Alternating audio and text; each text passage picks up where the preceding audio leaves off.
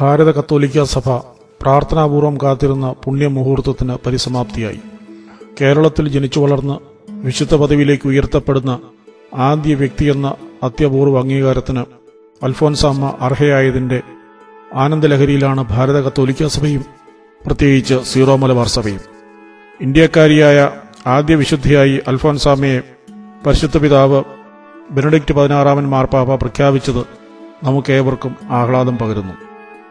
ഒരു സാധാരണ ജീവിതത്തെ പുണ്യവും സഹനവും കൊണ്ട് ധന്യമാക്കി തീർത്തവളാണ് അൽഫോൻസാമ്മ. കോരിത്തരിപ്പിക്കാവുന്ന ജീവിത കഥകളോ നിറപ്പകിട്ടാർന്ന സംഭവ പരമ്പരകളോ കൊട്ടിഘോഷിക്കാൻ തക്ക ഭൗതിക നേട്ടങ്ങളോ അൽഫോൻസാമ്മയുടെ ജീവിതത്തിലില്ലായിരുന്നു. 36 വർഷം മാത്രം നീണ്ട ഹ്രസ്വ ജീവിതത്തിൽ ഏറെക്കാലവും കന്യാസ്ത്രീ മഠത്തിൽ, അതിൽ തന്നെ കുറേയേറെ വർഷം രോഗത്തിന്റെ പീഡകൾ സസന്തോഷം ഏറ്റുവാങ്ങി ശയ്യാവലംബിയായ കന്യാസ്ത്രീയായിരുന്നു വിശുദ്ധ അൽഫോൻസ. സന്യാസ ജീവിതത്തെ അതിന്റെ സംശുദ്ധിയിലും സമ്പൂർണമായ സമർപ്പണത്തിലും യാഥാർത്ഥ്യമാക്കുന്നതാണ് അൽഫോൻസാമ്മയെ വിശുദ്ധ പദവിക്ക് അർഹയാക്കിയത്.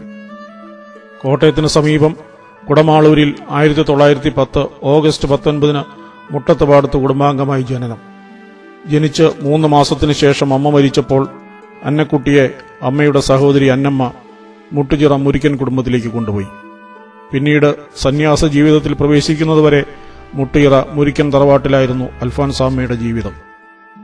ദൈവഭക്തിയും സന്മാർഗബോധവും കർത്തവ്യ നിഷ്ഠയും ഉള്ള ഉത്തമ കത്തോലിക്ക പെൺകുട്ടിയായിരുന്നു അൽഫോൻസാമ്മ.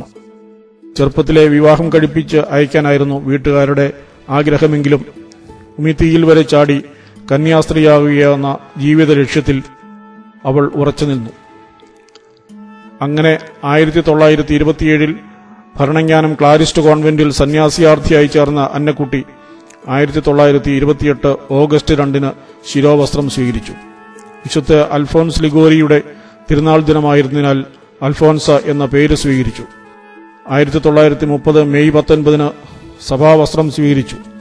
2 വർഷത്തിനു ശേഷം 1932 വാകക്കാട് മടമക സ്കൂളിൽ അധ്യാപികയായി നിയമിക്കപ്പെട്ടുവെങ്കിലും രോഗം മൂലം 1 വർഷമായപ്പോഴേക്കും ജോലി ഉപേക്ഷിക്കേണ്ടി വന്നു.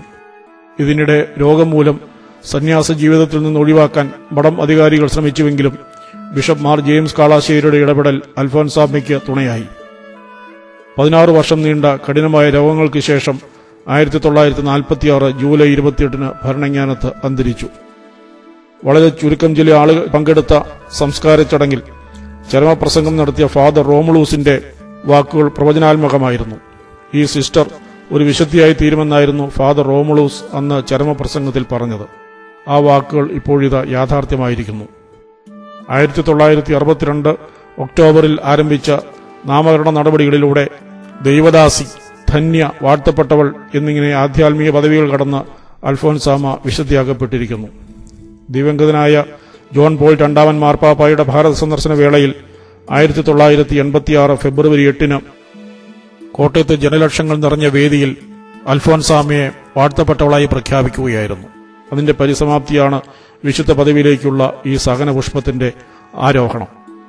അൽഫോൻസാമ്മ ജനിച്ച കുടമാളൂരിലെ മുട്ടത്തുപാടത്ത് വീടും വളർന്ന മുട്ടിയിറ മുരിക്കൻ തറവാടും സന്യാസിനിയായി ജീവിതകാലം ചെലവഴിച്ച ഭരണങ്ങാനം ക്ലാരിസ്റ്റ് കോൺവെന്റും കബറിടം സ്ഥിതിക്കുന്ന ഭരണങ്ങാനം ചാപ്പലും ഇന്ന് വിശ്വാസ സഹസ്രങ്ങളുടെ പുണ്യകേന്ദ്രങ്ങളായി മാറിയിരിക്കുന്നു.